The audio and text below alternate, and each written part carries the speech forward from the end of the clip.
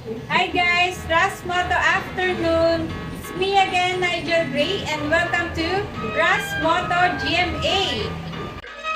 Panalong helmet mahanap mo. Dito na mga lodi, wag ka nang lumayo. Tara sa Rasmoto. Okay, for today's video, ang i-flex natin, itong bagong SEC Vanguard. So, ito yung bagong 45 liter na SEC Vanguard. Bubuksan ko pa lang siya ngayon, hindi ko pa siya nakikita. Accessories. Dito sa Rasmoto lang, alam na this. Dahil ang safety mo ang prioridad, puntahan ng rider na may Okay guys, so ito yung pinakabagong model ng SEC, which is yung Vanguard. Ito po ay 45 liter alloy top box.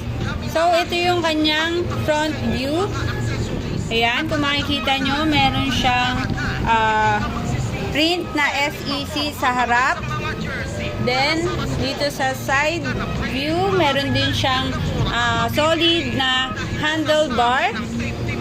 Then, dito naman sa back view, syempre meron siyang backrest. So, sa backrest, very comfortable siya para sa mga angkas, para makakasandal sila at malambot ang kanilang sandalan. So, ganito din sa kabilang side, may solid handbar. Then, check naman natin yung kanyang locking mechanism. Okay, ganun pa rin. Napaka-smooth ng kanyang locking mechanism. Then, check natin yung loob.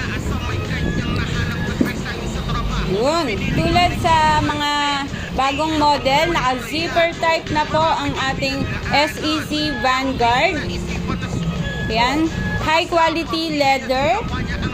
Ayan, meron din siyang strap. Then, meron siyang kasamang susi. And kasama na rin tong bolts and nuts niya. Then, meron siyang sticker na SEC. So, solid sticker. Ayan. Pwede nyong idikit sa inyong mga motor or dito. Ayan, bahala na kayo kung saan nyo idikit.